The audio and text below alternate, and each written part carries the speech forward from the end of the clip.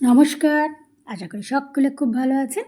আজকে আমি পাঠ করে শোনাবো লেখক সুনীল গঙ্গোপাধ্যায়ের ছোট গল্প সুখ স্বপ্ন।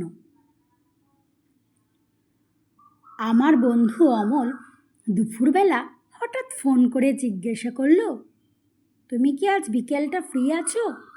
তাহলে তোমার সঙ্গে কিছুক্ষণ সময় কাটাতে পারি, নইলে তোমার সঙ্গে আর ৩-৪ বছর দেখা হবে না।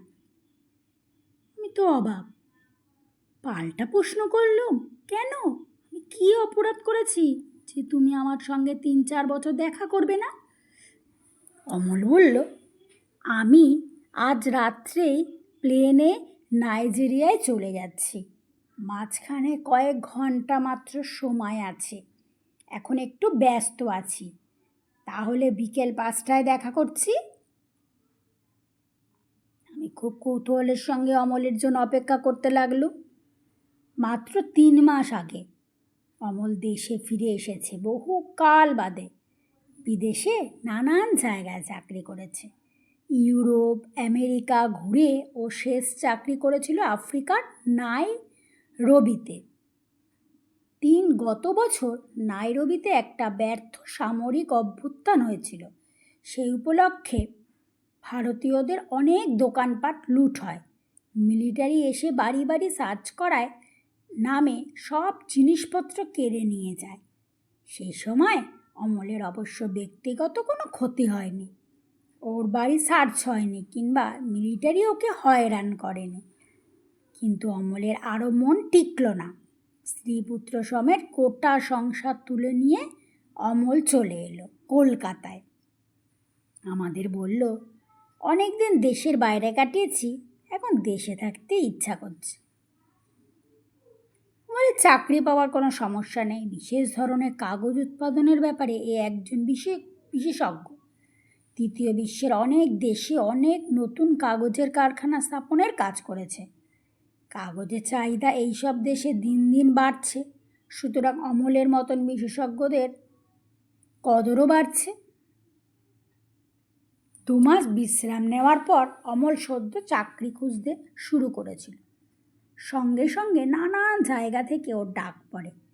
গত কয়েক সপ্তাহ ধরে অমল অনবরত বোম্বাই থেকে দিল্লি মাদ্রাজ যাতায়াত করছিল। এমনকি শুনেছিল একজন ব্যবসায়ী অমলকে সপরিবারে 10 দিনের জন্য কাঠমান্ডুতে পাঠিয়ে দিয়েছে। সেখানে বসে বসে অমল চাকরি সত্ত্ব নিয়ে চিন্তা করবে। চাকরির বাজারে অমলের এত খাতির দেখে অনেকেরই ঈর্ষা হবার কথা। সেই অমল আবার আফ্রিকায় ফিরে যাচ্ছে কেন?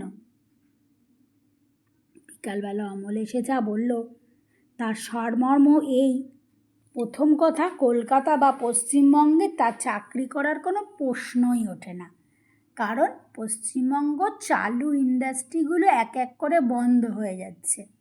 নতুন কারখানা খোলার কথা এখানে কোনো ব্যবসায়ী চিন্তা করে না।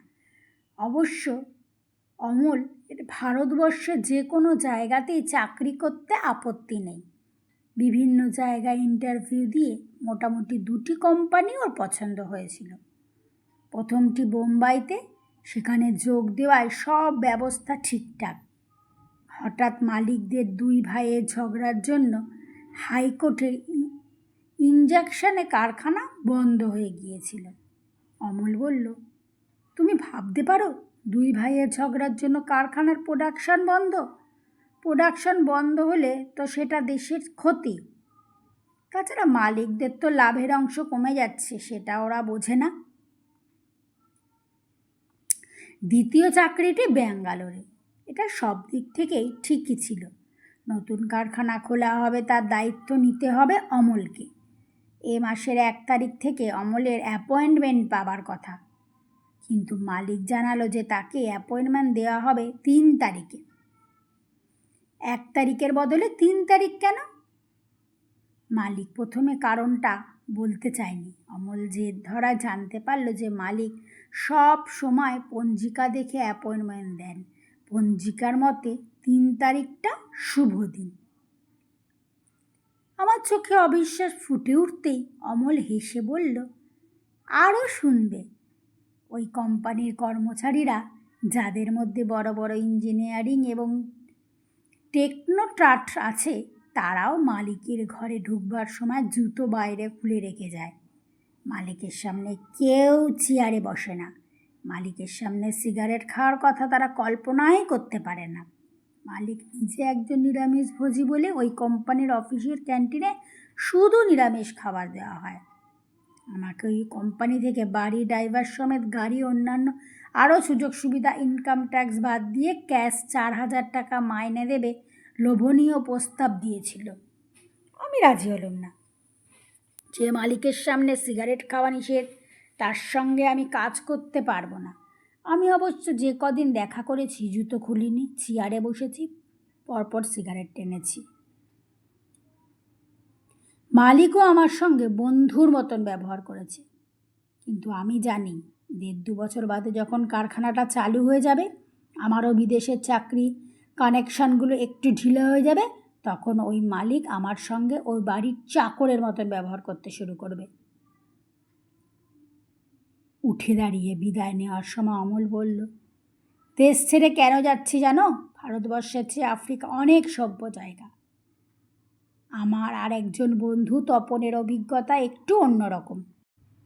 আমেরিকায় বেশ ভালো চাকরি করত তপন, কিন্তু দেশের জন্য বরাবর তার টান ছিল। একবার প্লেনে জাপান যাওয়ার সময় একজন ভারতীয় ভদ্রলোকের সঙ্গে তার আলাপ হয়। ভদ্রলোক নানান কথার পর তপনকে এক সময় বললে, আপনার মতন গুণী ছেলেরা বাইরে পড়ে থাকবেন, দেশের সুযোগ পেলে আসবেন না? তপন বলেছিল, দেশে আমাদের কে চাকরি দেবে? দেশে তো এমনিতেই বেকারের সংখ্যা অনেক। ভদ্রলোক বললে, আমি যদি আপনাকে চাকরি দিই? সেই ভদ্রলোক ভারতবর্ষের একটি নামকরা ওষুধ কোম্পানির ম্যানেজিং ডিরেক্টর। তিনি তপনকে সঙ্গে নিয়ে কলকাতায় ফিরলেন এবং তার অফিসে একটা গুরুত্বপূর্ণ পদে তপনকে চাকরির প্রস্তাব দিলেন। আমেরিকার চাকরির মাইনে সুযোগ সুবিধার সঙ্গে ভারতীয় চাকরির মাইনের তুলনাই হয় না। তবু তপন রাজি হয়ে গেল। আমেরিকা তার 12 বছরের পুরনো চাকরি ছেড়ে দিয়ে এক কথায় চলে এলো। আসবার আগে আমেরিকায় তার বন্ধুবান্ধবরা খুব ঠাট্টা করেছিল। তারা বলেছিল, সেই তো আবার ফিরে আসতে হবে, কেন শুধু যাওয়া? ইন্ডিয়াতে অত গরম, রাস্তাঘাট খারাপ, লোডশেডিং, তখন মারামারি, জল পাওয়া যায় না, এর মধ্যে কোনো সভ্য মানুষ থাকতে পারে না। তপন জেদ দেখিয়ে বলেছিল, আমি কখনো ফিরে আসবো না, গ্রিন কার্ড ছিঁড়ে ফেলে দিয়ে যাব। দেশে ফিরে নতুন চাকরিতে তপন খুব খুশি হয়েছিল। দেখা হলেই বলতো, দারুণ লাগছে, আমি প্রত্যেকটা মিনিট উপভোগ করছি, লোডশেডিং সম্পর্কে আর বিরক্তি নেই, ভাঙা রাস্তা দিয়ে খুব সহজেই গাড়ি চালিয়ে যায়, এখানকার সমস্ত খাবার দাবার তার খুব পছন্দ। অত্যন্ত 6 মাস আমি তপনকে এইরকম মুডে দেখেছিলুম। তারপর একদিন দুপুরবেলা তপন এসে বলল, চলো আজ কোনো বড় হোটেলে খেতে যাব, আজ একটা ব্যাপার সেলিব্রিটি করতে হবে। আমি জিজ্ঞাসা করলুম, কী ব্যাপার রে? তোমার কি এরই মধ্যে চাকরিতে প্রমোশন হলো নাকি? তপন একগাল হেসে বলল, না না, আর চাকরিটা ছেড়ে দিয়েছি। তখনও আমি ভেবেছিলাম যে তপন নিশ্চয়ই প্রথম চাকরিটা ছেড়ে দিয়েছে আরও কোনো ভালো চাকরির সন্ধান পেয়েছে বলে। কিন্তু ঘটনাটা তা নয়। তপন বলল, এই চাকরিটা যথেষ্ট ভালো ছিল, এর চেয়ে ভালো চাকরি সে আশা করে না। তবু কেন তপনকে চাকরিটা ছাড়তে হলো? তপন অত্যন্ত ভদ্র ছেলে, সে কারোর নামে অভিযোগ জানাতে চায় না। সে শুধু হতাশভাবে কাঁধ ঝাঁকিয়ে বলল, এখানে কোনো কাজ করার পরিবেশই নেই, কেউ কাজ করতে চায় না, 2-1জন কাজ করতে চাইলেও অন্যরা তাদের বাধা দেয়। আমেরিকায় এতদিন থেকে আমার একটা বাজে অভ্যাস হয়ে গেছে, কাজ না করে মায়না নিতে লজ্জা করে।